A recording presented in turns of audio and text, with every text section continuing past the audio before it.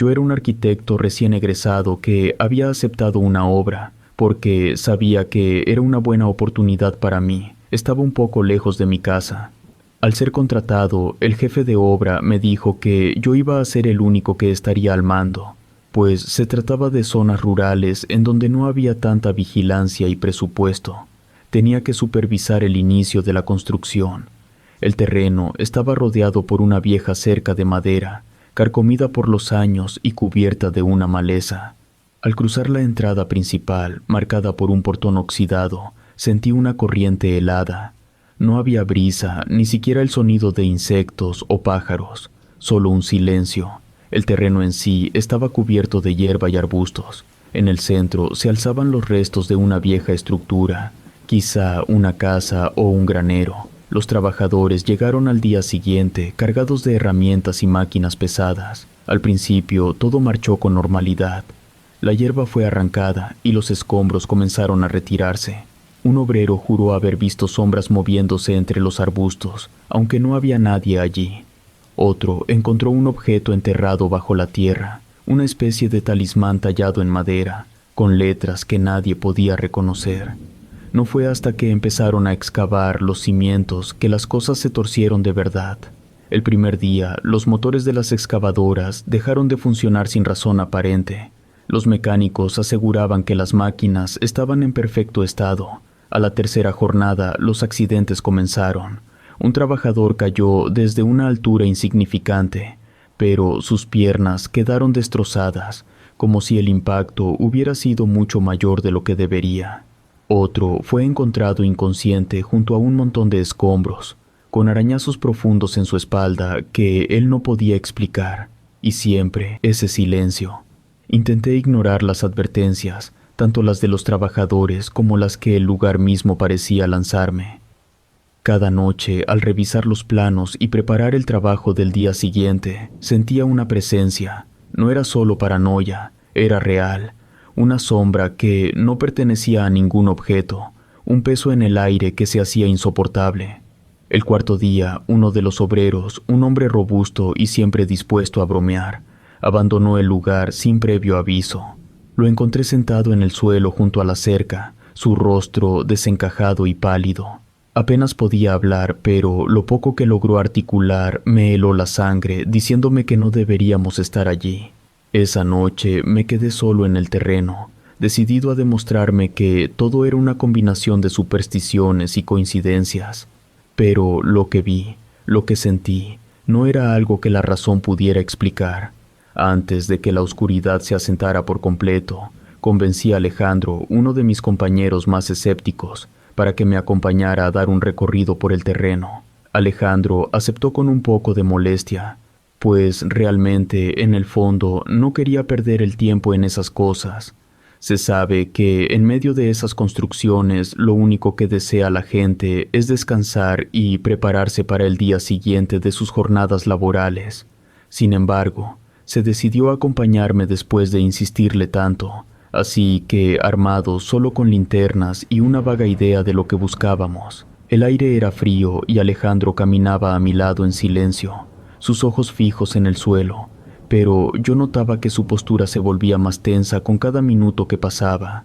Fue entonces cuando lo vimos. Al principio parecía una simple sombra más entre los arbustos, pero conforme nos acercábamos, la figura tomaba forma. Era un hombre, o al menos algo que pretendía serlo. Su cuerpo era delgado hasta el punto de lo antinatural, y su rostro estaba cubierto por un sombrero. La linterna de Alejandro tembló, y en ese instante el destello iluminó lo que nunca podré olvidar. Un cráneo humano, desnudo y reluciente bajo el sombrero, que parecían observarnos a pesar de su ausencia de ojos. El hombre esquelético no se movió, pero una energía helada se propagó desde su presencia, envolviéndonos en un terror.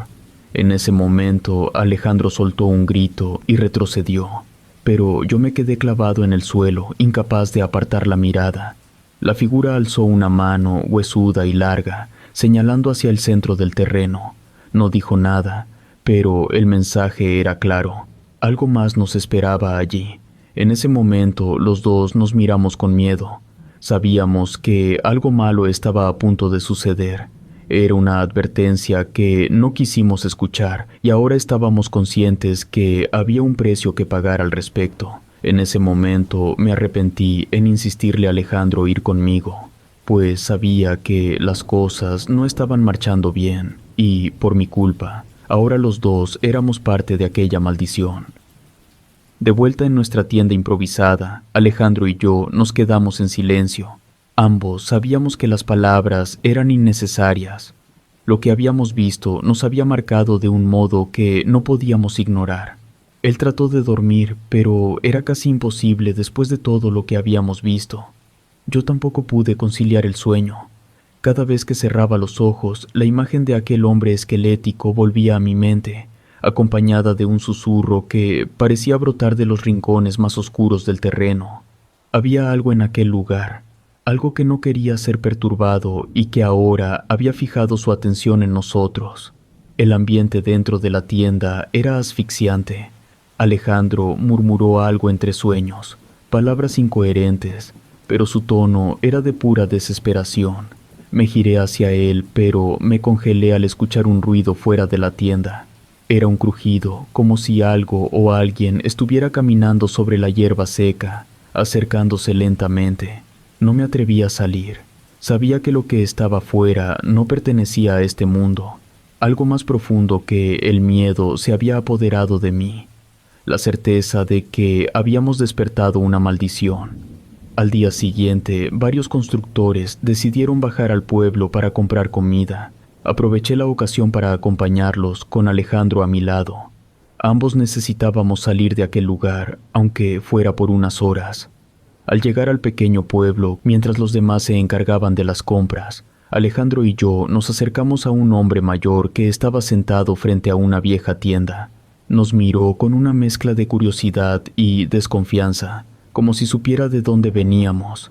Sin rodeos, le pregunté si sabía algo sobre el terreno y sobre el hombre del sombrero. Al escuchar mis palabras, su expresión cambió. Una sombra cruzó su rostro y dejó escapar un largo suspiro antes de hablar. Nos aseguró que aquel terreno nunca debió ser tocado. El hombre del sombrero es un guardián, fue lo que nos dijo. Aquel hombre aseguró que siempre había estado ahí. Desde que antes que naciera, mencionó que protegía lo que estaba enterrado y lo que no debía ser tocado. En ese momento sentí un escalofrío recorrerme al escuchar esas palabras. Quise preguntar más, pero el viejo negó con la cabeza, como si decir algo más pudiera traerle algún tipo de desgracia. Solo añadió una última frase antes de levantarse y alejarse lentamente diciendo que, si lo habíamos visto, no había marcha atrás. Alejandro y yo nos quedamos tiesos al escuchar aquello.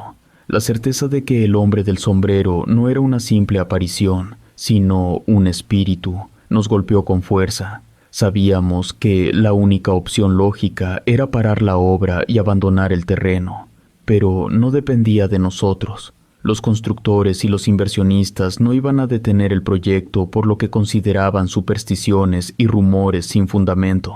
Regresamos al terreno con un nudo en el estómago. Alejandro caminaba en silencio, pero su rostro reflejaba el mismo temor que yo sentía. Ambos sabíamos que no había marcha atrás. Lo que habíamos despertado no se detendría, y estábamos a punto de comprobar hasta dónde llegaría su furia. Esa misma tarde, las desgracias continuaron. Las herramientas de los trabajadores comenzaron a fallar inexplicablemente. Las máquinas que habían sido reparadas el día anterior volvieron a detenerse. Todo era una señal, pero los constructores aún no querían aceptar lo que era evidente. Sin embargo, el destino se encargó de demostrarlo de la forma más cruel. Al caer la noche, uno de los trabajadores, un hombre joven y fuerte llamado Luis, desapareció sin dejar rastro. Lo buscaron por todo el terreno, pero no fue hasta la madrugada que encontraron su cuerpo en el centro del terreno, donde el hombre del sombrero había señalado. Estaba rígido, sus ojos abiertos de par en par y una expresión de horror eterno grabada en su rostro. No había señales de heridas externas, pero algo en su postura, en la forma en que su cuerpo estaba inclinado hacia atrás, sugería que había visto algo que su mente no pudo soportar. Ese fue el punto de quiebre. Los trabajadores, aterrorizados y convencidos de que la maldición era real, comenzaron a recoger sus pertenencias y abandonar el lugar. Las promesas de dinero y los intentos de los supervisores por calmar los ánimos fueron en vano. Sabían que no podían quedarse un día más. Mientras veía a los demás marcharse, con sus rostros pálidos y sus miradas de miedo, comprendí que no había futuro para nadie que permaneciera allí. La maldición nos había alcanzado a todos, y no importaba cuán lejos intentáramos huir. A la mañana siguiente, mientras los últimos trabajadores recogían sus cosas y abandonaban el lugar, mi teléfono comenzó a sonar sin descanso. Era uno de los supervisores del proyecto. Con voz autoritaria y completamente ajeno a lo que estaba sucediendo, me exigió quedarme para aclarar las cosas. Según ellos, las historias de fantasmas no justificaban la pérdida de una inversión tan grande. Los rumores debían extinguirse, y mi labor ahora no solo era coordinar la obra, sino contener el pánico que se había desatado. Les expliqué lo que había ocurrido, los eventos extraños, las tragedias, pero mi relato fue recibido con incredulidad y risas. El hombre me dijo que eran solo supersticiones. Me ordenaron quedarme y hacer mi trabajo. Lo único que ellos querían era hacer las llamadas necesarias y seguir con mi trabajo, pero no tenían idea de lo que realmente estaba en juego. Mientras veía alejarse el último camión lleno de trabajadores, sentí una soledad absoluta. El silencio del terreno, ahora desprovisto de actividad humana, era ensordecedor. Solo quedábamos yo, el terreno maldito, y lo que sea que lo habitara. Sabía que no podía quedarme mucho tiempo. Mi mente, ya fracturada por el miedo, comenzaba a jugarme malas pasadas. Las sombras parecían moverse a mi alrededor incluso a plena luz del día. Estaba atrapado. Mi contrato, mi reputación y la presión de mis superiores me ataban a ese lugar maldito. Decidí hacer lo único que podía, intentar calmar mi mente, recopilar evidencia de lo que estaba ocurriendo y enviar todo a los jefes con la esperanza de que la lógica triunfara sobre su escepticismo. Pero en lo profundo sabía que no se trataba de algo que pudiera explicarse con fotos o videos. Esto era algo más grande, más oscuro, algo que estaba más allá de mi comprensión. Cuando el último camión desapareció entre la polvareda del camino, me sentí completamente desamparado. Miré alrededor, intentando convencerme de que era posible hacer algo para solucionar las cosas, como mis jefes exigían, pero una parte de mí sabía que ya no había nada que hacer. Esa misma noche, al revisar los planos en la pequeña carpa improvisada que quedaba en pie, recibí una llamada de los supervisores donde necesitaban resultados, no excusas. Intenté explicarles lo que había ocurrido, hablarles del trabajador muerto y de la huida de los demás, pero todo lo que obtuve fueron risas nerviosas y comentarios condescendientes. Me aseguraron que no iban a tirar millones a la basura por aquellas supersticiones. Me dijeron que enviaron un equipo nuevo para retomar la obra en aquel lugar. Quise gritarles, decirles que no entendían lo que estaba sucediendo, pero me contuve. Sabía que cualquier intento de explicarles sería inútil. Para ellos, yo era solo un empleado más, uno que debía cumplir su función sin importar el costo. El peso de sus órdenes cayó sobre mí. Aquella noche el cansancio me venció, pero el sueño fue todo menos un refugio. Soñé con el hombre del sombrero, con su figura alta y esquelética, con sus dedos largos señalándome mientras su rostro de cráneo me miraba desde la oscuridad. Cuando desperté, mi respiración era un jadeo entrecortado, y el aire dentro de la carpa era tan denso que sentí como si estuviera atrapado bajo el agua. No podía quedarme allí, pero tampoco podía irme. Algo más allá de la presión de los jefes me retenía. Era como si el terreno tuviera vida propia y me hubiera elegido para ser su prisionero. Me quedé en el terreno mientras todos los demás se marchaban. Era la última noche que pensaba pasar allí, pero no porque quisiera, sino porque los supervisores, ajenos al terror que habíamos vivido, me exigían encontrar una solución. En el fondo sabía que no había solución, solo una inevitable confrontación con aquello que habitaba en aquel lugar. La noche cayó con un silencio aterrador, más profundo que nunca. Sabía que no podía quedarme en la tienda. Así que me aventuré al centro del terreno, justo donde el hombre del sombrero había señalado, con una linterna en mano y un peso indescriptible en el pecho. Avancé lentamente, como si el aire mismo se volviera más denso a cada paso. Al llegar al lugar exacto, el suelo parecía diferente, más oscuro y quebradizo.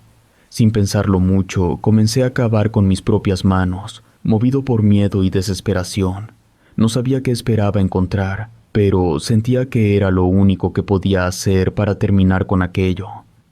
Después de unos minutos que parecieron horas, mis dedos tocaron algo sólido. Era una caja de madera, antigua y cubierta de inscripciones similares a las del talismán encontrado antes. Al abrirla, encontré un objeto extraño, un cráneo humano, con símbolos tallados en su superficie y una mancha oscura en el centro, como si hubiera sido quemado desde adentro. En ese momento, el aire a mi alrededor cambió. Una ráfaga helada me envolvió, y cuando levanté la mirada, lo vi. El hombre del sombrero estaba allí, inmóvil, observándome desde las sombras. Su presencia era más fuerte que nunca, y sentí como si mis piernas se hundieran en el suelo. El cráneo en mis manos comenzó a vibrar, y los símbolos en su superficie se iluminaron débilmente con un resplandor rojizo. Comprendí que aquel objeto era el origen de la maldición, el ancla que mantenía al espíritu atrapado en este lugar. Si quería terminar con todo, debía destruirlo. Reuniendo el poco valor que me quedaba, corrí hacia el fuego improvisado que los trabajadores habían dejado atrás y arrojé el cráneo en las llamas. Al hacerlo, un grito desgarrador resonó en el terreno, no desde el fuego, sino desde todas partes. Era un sonido que parecía salir de la tierra misma, del viento, del vacío. El hombre del sombrero comenzó a desvanecerse lentamente, sus huesos consumidos por una oscuridad que lo absorbía. Antes de desaparecer por completo, su sombrero cayó al suelo. El silencio que siguió fue diferente, como si el terreno hubiera soltado un largo suspiro. Las sombras dejaron de moverse, y el aire recuperó una ligereza que no había sentido desde el primer día. A la mañana siguiente, cuando los supervisores llegaron para inspeccionar el lugar, no encontraron más que un terreno vacío y en calma. No les conté todo lo que había sucedido, solo mencioné que los trabajadores se habían marchado por supersticiones y que yo ya no podía seguir allí. Me fui dejando atrás el terreno, pero sabiendo que lo que ocurrió allí nunca me dejaría del todo. Incluso ahora, a veces, en las noches más silenciosas, siento una presencia detrás de mí. No la veo, pero sé que está ahí, recordándome que jugué con fuerzas que nunca debía haber despertado. La obra nunca se completó. El terreno sigue vacío, cubierto de maleza. Relato escrito y adaptado por Andrea Lezama.